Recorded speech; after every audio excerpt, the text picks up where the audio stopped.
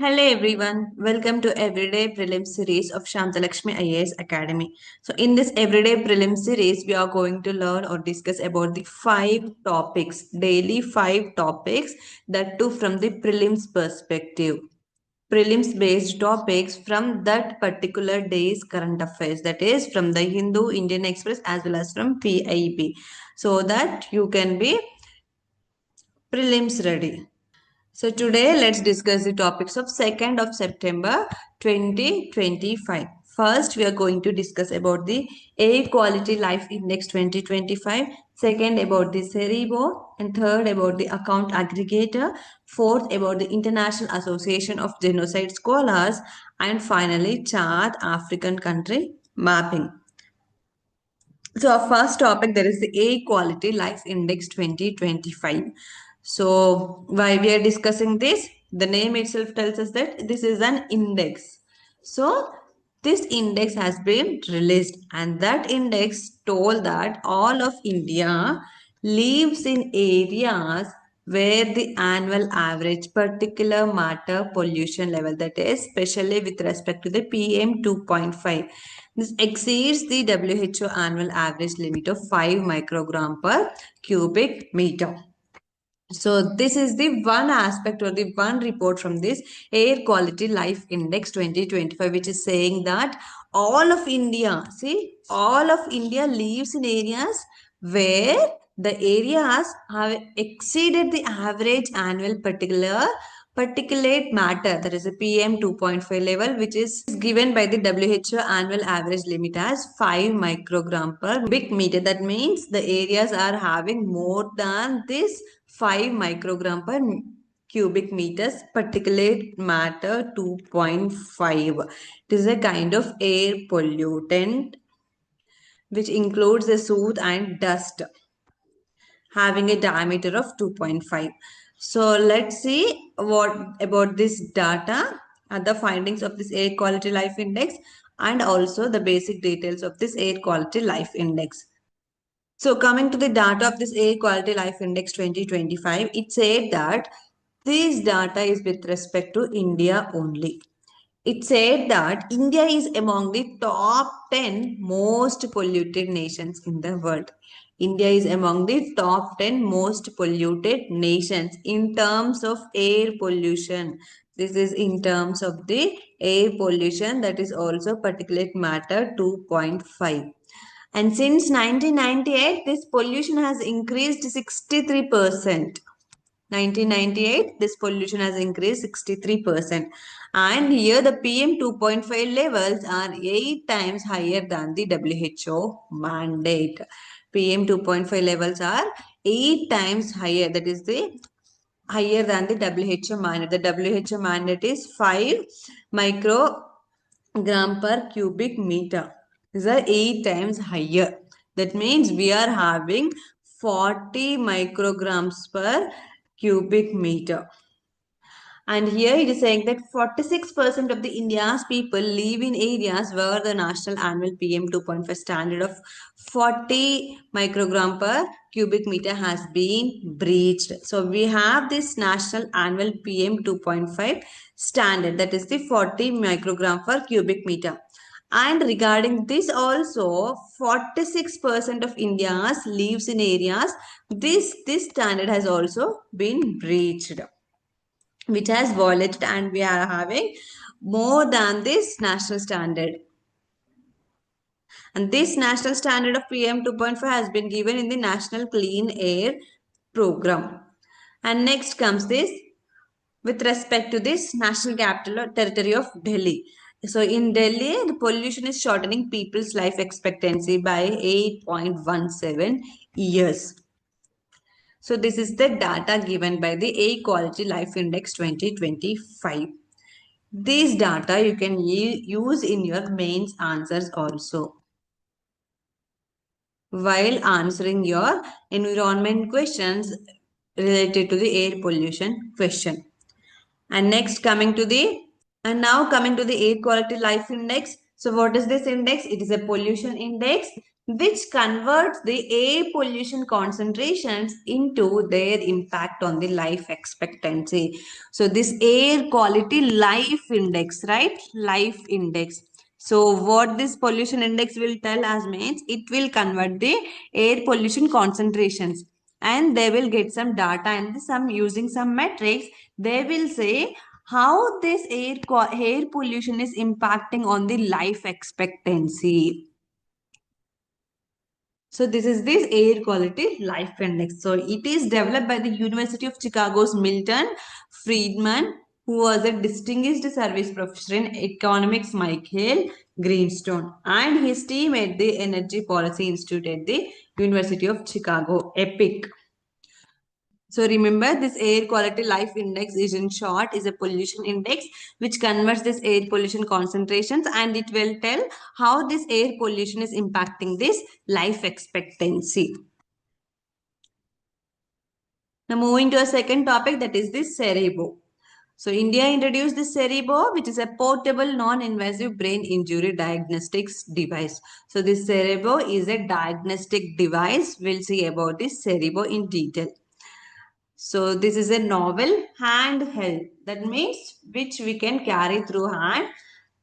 It is a tool which we can carry through hand, and portable, also non-invasive brain injury diagnostic tool. Non-invasive, that means it will diagnose this brain by using or by sending the light, infrared rays, by using the AI machine powered or the machine learning, without actually invading the tissues of the brain. By sending the light, non-invasive means by sending the light or the near infrared rays, this cerebro will diagnose the brain injury, how much amount of this brain injuries happened, or about the brain health.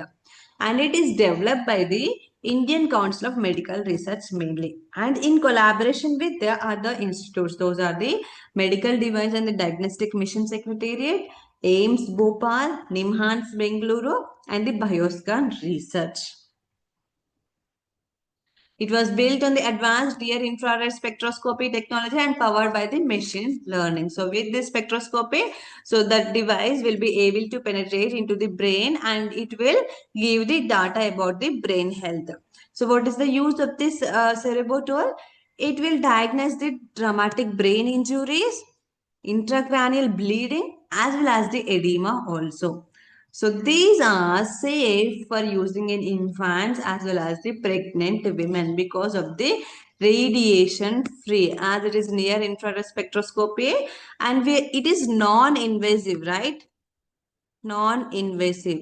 So that's why these are safe for using for the infants and the pregnant women who are sensitive to this radiation. Effectiveness, coming to the effectiveness of the device, it will send the color coded and the radiation free and the cost effective results.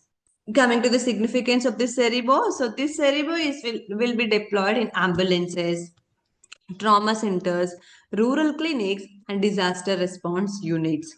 And this helps in early TBI detection, that is the traumatic brain injury detection, and the patient outcomes. It will help in detecting this traumatic brain injury at the earliest stages, and it is also user friendly. It can be used by the paramedic staff as well as the unskilled personnel also. There is no need of skilled and the sophisticated technicians to manage or to operate this device. Unlike the other MRI and the CT scans, it can be handheld and it can be used by the paramedic staff as well as the unskilled personnel by telling them how to use this cerebro. And it is a small device. It is compared to the CT scans and the MRI scans, it is a handheld. It means a small size. It can be deployed in the ambulances, trauma centers, as well as the rural clinics also. And the emergency response unit during the emergency times also. So during the emergency times only now, this TBI will be get. Because of the injuries, we don't know whether the brain has damaged or not. So it will also help in the early detection of this TBI and the patient outcomes. So that is the significance of this cerebro. And now coming to this TBI, which is a traumatic brain injury. So what is this? It caused by a sudden trauma or the injury to the head, which will disrupt the normal brain function. It will range from the mild to the severe conditions. And what are the causes of this traumatic brain injury? First is the traffic accidents, road traffic injuries, which is caused by 60%. 60% of this traumatic brain injuries are caused by the accidents, road accident. And the next followed by the falls. The person fall from some height, that is up to 20 to 25%. And the third is the violence. Due to the violence or the conflict or the fighting, both will involved in fighting, so that one person will get injured on their head. So likewise also this traumatic brain injury will occur, but this is the 10%. So what is the most common cause of this traumatic brain injury? These are the road accidents. That's why the government authorities will persuade to use the helmets everywhere for safety. This will, the keep putting helmets on your head will able to prevent from getting the head injury, so that we will not get this traumatic brain injury. So because of this traumatic brain injury, so this traumatic brain injury means it will disrupt the normal brain function, right? We are running through our brain only. If the brain is injured, what happens? It will impact long term. Physical impact will be there, cognitive, the thinking abilities will be affected, emotionally also the person will get affected due to this brain injuries. And also there will causes of this behavioral impairments also. So overall, if our brain is injured, if a brain is injured or in any person, it will get affected in terms of physical, cognitive, emotional, and the behavioral patterns also. Sometimes it may even lead to the blood also, because of the severe conditions. If we cannot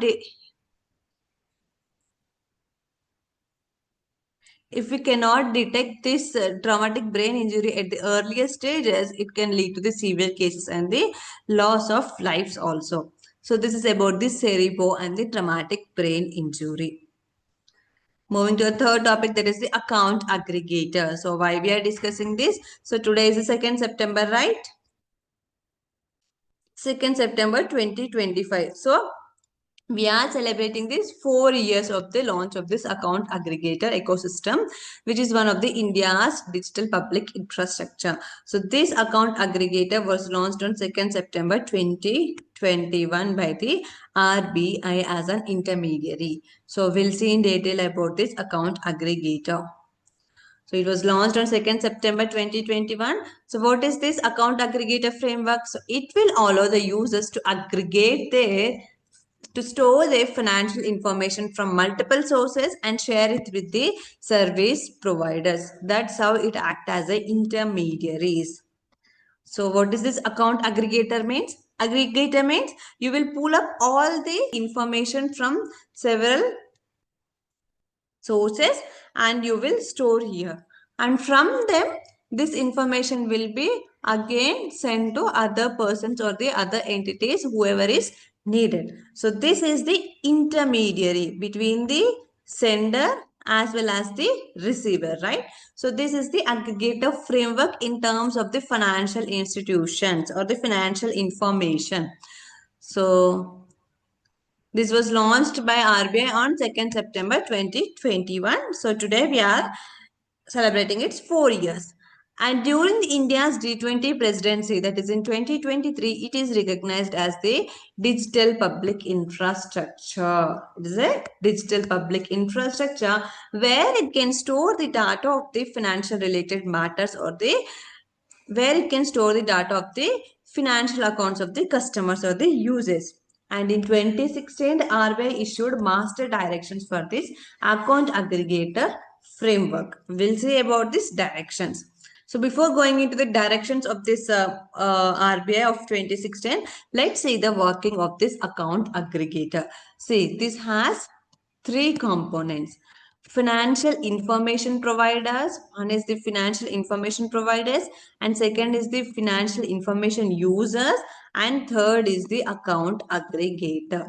See, the financial information providers are the banks, the depositories, insurance, and the pension fund providers, or the GST and GST networks. So what it will provide? The financial information providers. That means these entities will provide the information, or these entities will have the information of their customers regarding the financial information. Okay. The next comes the financial information users. Financial information users are the banks, NBFCs or the HFCs, or the investment advisors, health and life insurance brokers, or the stock brokers, or the portfolio manager. So who are these? Basically, the financial information users are the users, right? These entities will use this information of this financial information. And then comes the account aggregator in the intermediary stage, in the middle. So what this account aggregator will do? This account aggregator will collect the data from this financial information provider, and these will send it to this financial information user. So this is how this account aggregator framework will work. Now moving to the master directions of the Reserve Bank 2016. So those were named as the non-banking financial company account aggregator Reserve Bank directions 2016. So in the year 2016, Reserve Bank of India has given the master directions as the non-banking financial company account aggregator. So under these directions, it defined the account aggregator as the NBFC. Account aggregator is the NBFC, a non-banking financial company, as notified under the class 45I of the RBI Act 1934, that undertakes the business of an account aggregator for a fee or otherwise. So this account aggregator is a NBFC, defined under the class 45I of the RBI Act 1934, and it will take the business of an account aggregator for a fee or free, both. It also told the rules and regulations and duties of this account aggregator. So under this, first one is the explicit consent. So under this, the services to the customers are be given only with the clear and the informed consent. So the account aggregator, if requested by any other financial information user, the financial information user is the one who collects the data, right? So if this financial information user request is any data or the information from this account aggregator, this has to have the consent of the user. Without the consent, the account aggregator cannot send the information to this user. And the next is the legal backing. The agreement or the authorization must exist between the account aggregator, the accounts. An agreement must exist between the account aggregator, customer, and the financial information providers and the financial information users. So the storing of data or the sharing of data must be within a legal backing. And next, no transactions. It means that the account aggregators cannot perform financial transactions for the customers. They do not have any role in performing any financial transactions. They do not provide for any transactions. They are only concerned with the sharing of the data only. Remember this. This is important. And next duty, that is the customer identification. So account aggregator, while receiving any information, he has to identify the customer details, whether the proper KYC is there or not. These are mandatory. The customer identification verifications are mandatory. And next comes the data sharing. With respect to the data sharing, the financial information can be shared only with the customer, or the financial information users, which are authorized by the customer only. Other than this customer and the financial information users, the account aggregator cannot share their data to anyone or any third party.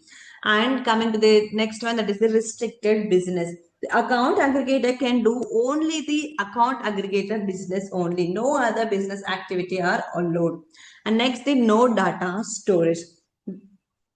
The customer financial data fetched from these financial information providers cannot be stored.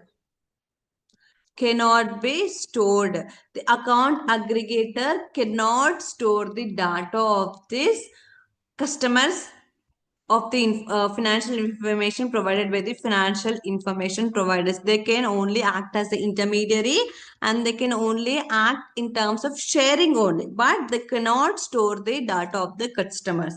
And next, no outsourcing. The core AA business, account aggregator business cannot be outsourced to any third party service providers. They themselves has to operate. They do not outsource their resources. Next comes in no access to the credentials. The customer login or the user authentication details with FIPs cannot be accessed by this account aggregator. Yes, the financial information providers will give the data. They will get access to the data, but they cannot get the login access and the credentials or any OTPs or the passwords to this account aggregator. The next comes the customer rights or the citizen startup. The account aggregator must clearly guarantee protection of the customer rights and the privacy under this Master Directions 2016.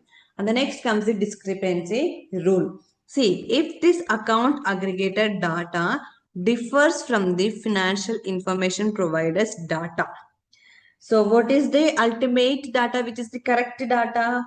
This financial information provider's data will be considered as the correct data. So this is the account aggregators. Moving to a fourth topic, that is the International Association of Genocide Scholars. So this is the world's biggest academic association of genocide scholars.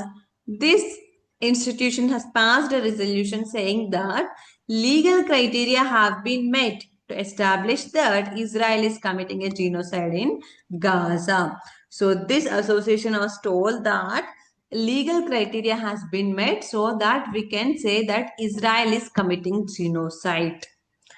And regarding that, 86% of the members have been voted in favor and backed the resolution telling that, yes, Israel is committing a genocide. As per the Article 2 of this 1948 UN Convention. So, how this legal criteria is met? As per this Article 2 of the 1948 UN Convention on the Genocide. Let's see about this Article 2. What is this Article 2 and about this institution?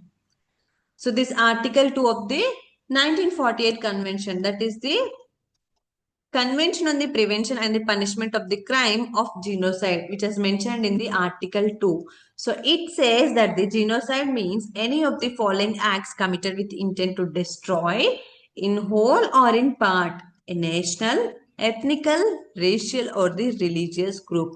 So this article of this United Nations Convention Prevention and Punishment of the Crime of Genocide has given that yes, when the genocide might be considered, see, genocide means any of the following acts. So these are the following acts committed with an intention to destroy in the whole or in the part a national, ethnical, racial or the religious group as such.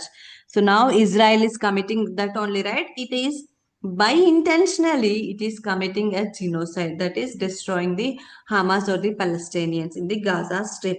So let's see what are the following acts. See, killing members of the group, killing the members of this any of this group, and next the causing serious bodily or the mental harm to members of the group, causing serious bodily or the mental harm. So, is Israel is causing any serious bodily or the mental harm to the Gaza? Yes, right. It is obstructing the humanitarian aid, that is food. It is not giving the food to the Gaza people. So, it is causing serious bodily harm and also mental harm. Also, there is so much of huge mental torture is there. And next, deliberately inflicting on the group conditions of life calculated to bring about its physical destruction in whole or in part. Yes, it is deliberately inflicting on the conditions to bring about the physical destruction in whole or in part. It is deliberately obstructing the food. So, the physical destruction will be there, and it is also striking, the missiles are being striking on the hospitals also, hospital and the humanitarian aid control areas. So it is deliberately doing that to destroy the physically. And next, imposing measures intended to prevent births within the group. And next, forcibly transferring children of the group to the another group. So these are all the conditions. If these the conditions are met, then we can say that yes, it is a genocide. And now this International Association of Genocide Scholars has told that yes, this Israel has been met all the legal criteria under this Article 2, and now we can declare that yes, Israel is committing a genocide on the Gaza people. However, Israel is rejecting those claims. So now coming to this International Association of the Genocide Scholars, what is this? So it was established in the year 1994 as the Association of Genocide Scholars. But due to its presence in the world, in the global areas, in 2001, it has been declared or renamed as the International Association of Genocide Scholars. And in 2006, its official journal, that is the Genocide Studies and Prevention, was started. So what is this International Association of Genocide Scholars? So it is a global interdisciplinary. That means it includes many personnel from the academicians, government, civil society, scientists, researchers, advocates, legal advocates, etc. This group include personalities from the different dimensions or the different disciplines. That's why it is a interdisciplinary. And the non-partisan organization, it is not committed to any partition-based organization or any religion, caste, or any country or like that. It's a non-partition organization. So what is the purpose of this International Association of Genocide Scholars? See, it will seek to further research and teaching about the nature, causes, and consequences of genocide, and also advance the policy studies on the genocide prevention. So it will research and study about the causes of this genocide, what is the nature of this genocide. Along with the studying, it will also give the measures or the suggestions for this prevention of this genocide. It has more than 500 members across the world. So this is about the International Association of Genocide Scholars. And moving to a final topic, that is the Chad. Here you can locate the Chad in this African continent, North and the Central Africa. It is a landlocked country. It is a landlocked country in the North and the Central Africa, and it is the largest of the 16 landlocked countries in the Africa. Africa, we have 16 landlocked countries, and out of 16, Chad is the largest. Its capital is Jamena, and its northern part has mostly covered with the Sahara Desert only. Most of 2/3 of this Chad is covered by the Sahara Desert in its northern part. Coming to the drainage of this Chad, the Lake Chad, and the name of this country, Chad, comes from this Lake Chad only, and it has declared its independence from the French or the France in the year 1960. And it has rivers like Benue and the Chari. And this Chad is considered as the poorest and the corrupt country in the world, having 4th lowest in the Human Development Index. Here you can see the boundaries or the border countries of this Chad. Yesterday we have seen about this Central African Republic on its south, and next is Sudan on its east, next Libya on its northeast, Niger on its west, and Nigeria on its west. Next comes the Cameroon on the southwest. So that's all for today. Thank you.